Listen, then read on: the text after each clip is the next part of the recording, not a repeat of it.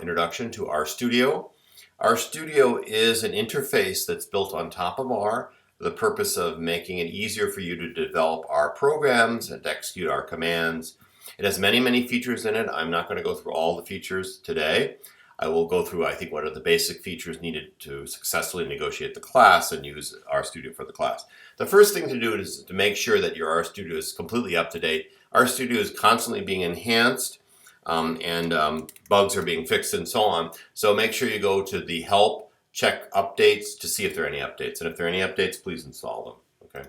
All right, so what I've done here is I've gone to the CCLA website for our class, and I've downloaded the first bit of code, Chapter 1 code snippets.r, and I've put it in an appropriate folder or directory on my computer.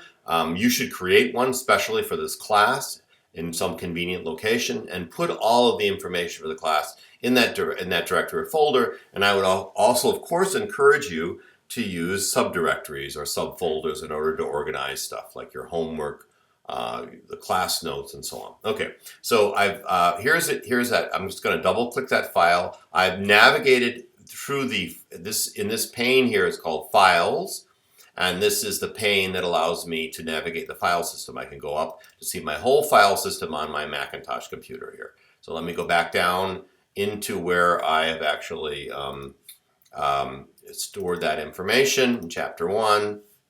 Sorry. Let me double click it. And there's that. So what's happened here up in the upper left-hand corner, it's opened the data, this file, which is a text file, and it's a file of R commands. The reason it knows it's R commands is because of the extension .r. So just like PDF is an extension for a portable document format, or PowerPoint, or what have you. So this opens in a file, in a window rather, or a pane of the RStudio, and allows me to edit it. So I can type over any of these commands in here, and I can save them, I can rename the file, I can do anything I want. There's also all kinds of editing functions built in. As you can see, it colors some of the text in blue. Those are commands that it understands. So library is a command that it understands, right? And then the green is typically data, meaning things that are just input. So for example, this command, library parentheses quote DevTools, installs or makes the DevTools package accessible. Okay, let's go to the packages window, which is in this pane here, called the bottom right-hand pane, and click on the tab Packages. I will now maximize that pane to fill the entire thing. And you can see a long list of packages here, much longer probably than is on your computer. And the reason is that I've downloaded many packages. In order to use a package, I must both download it and make it accessible. And you can see DevTools here, for example, has been downloaded. There's the current version of it. And I can the fact that it's checked means it's accessible to this R session. Okay. Data Analytics has also been downloaded already to avoid some delays in making this video.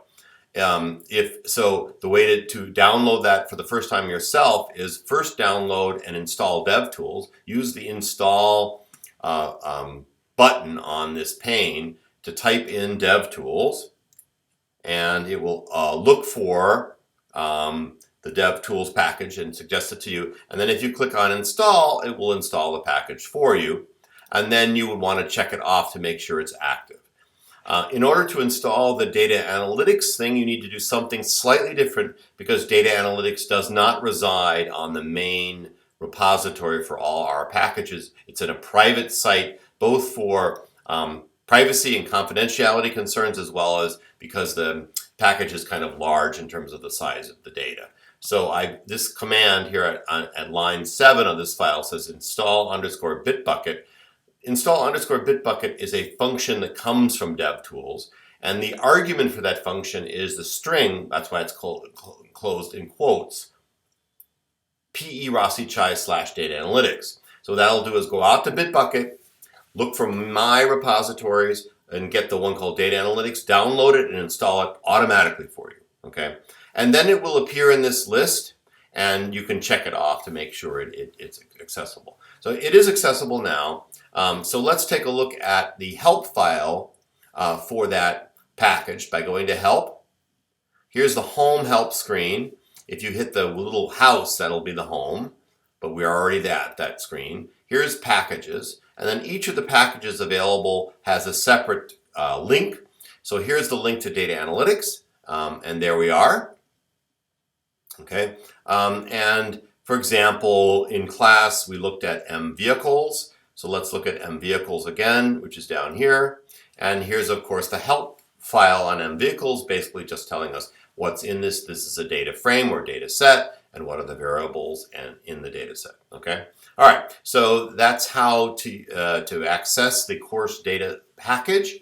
The other principle of using R through RStudio that's important is to understand the idea of using a script file. So one way to execute a command is just simply to go down here in what's called the console window and type a command like rnorm of 10. That's something we did in class, and that generates 10 random numbers that are from the normal 0-1 distribution.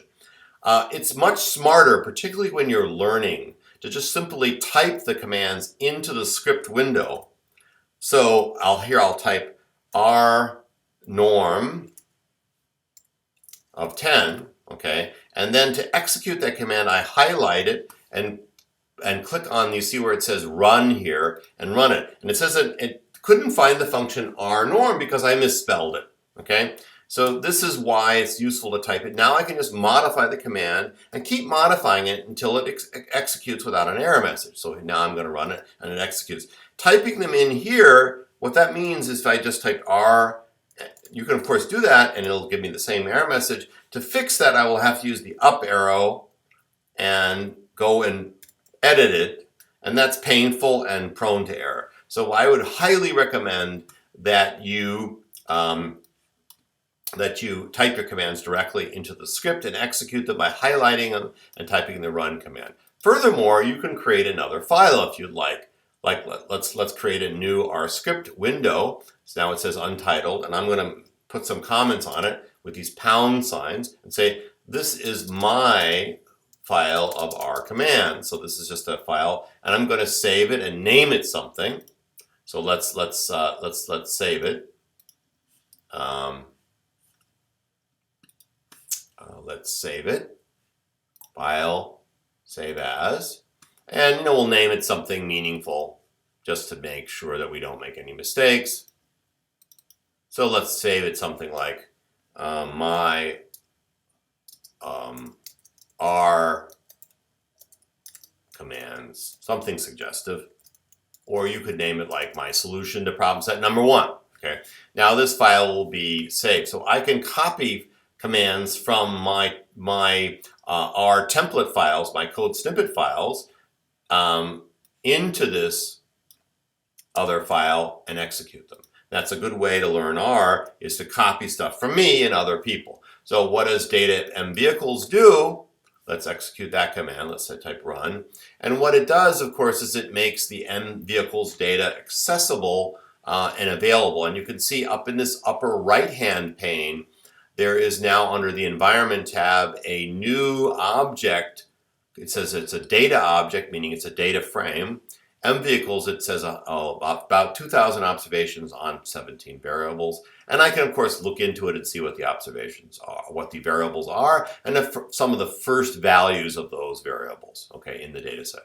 So anything you create, so if I say y equals R norm of 10, see I misspelled it, okay, and run that command either by highlighting it, okay, and running it.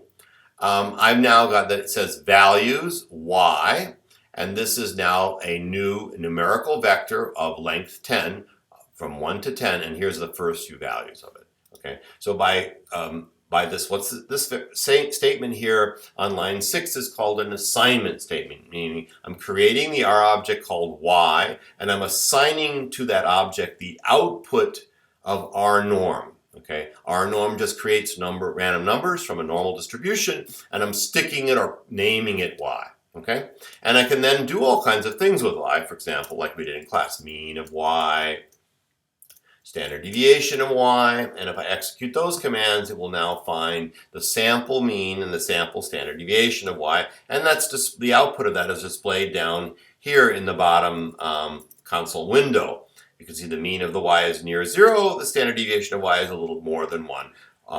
Illustrating sampling error as we did in class. Okay, so that's a kind of overview of the various features, standard features of RStudio. Again, I would highly encourage, in fact, I would I more or less beg you to use the script files as a way of storing your R commands and take each command, execute it separately, and make sure you can get it right. The parentheses are correct, the arguments are correct, the spelling of the function names are correct. This is an important thing. As you know, let's find the mean of a variable in MVehicles. RStudio supports command completion, meaning now MVehicles is available. If I hit tab after the $sign, it lists all the variables in MVehicles. Okay.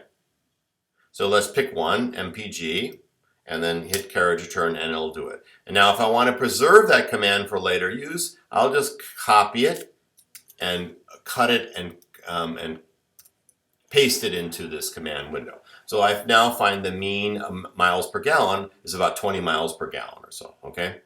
So that's an important thing. You can also do that with functions, right? So if I say rnorm, and I hit tab after it, it will give me a little preview of what rnorm is. It tells you what it is, and it gives you the argument. N is the number of random numbers to generate.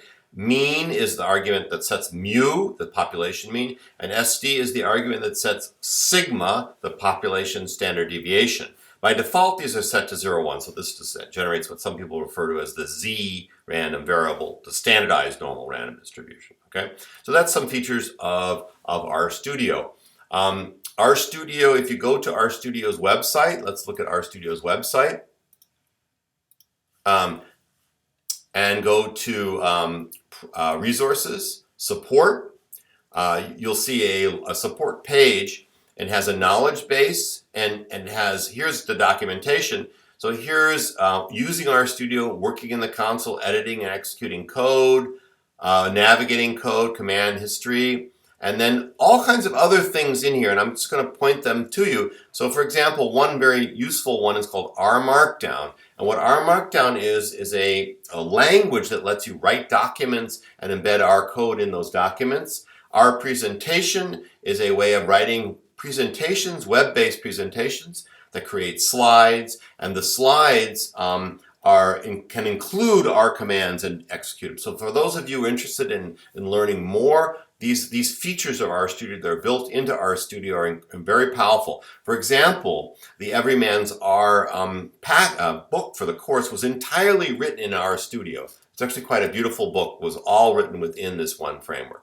So the idea of RStudio is that you can literally do everything in this. You can write your documents, you can write R code, you can analyze data, you can create reports, you can create presentations all in the same environment. This is not required for the class, but it is a very useful feature of RStudio. Okay, so that's a brief introduction to RStudio. Have fun. The only way to learn something like this is to play around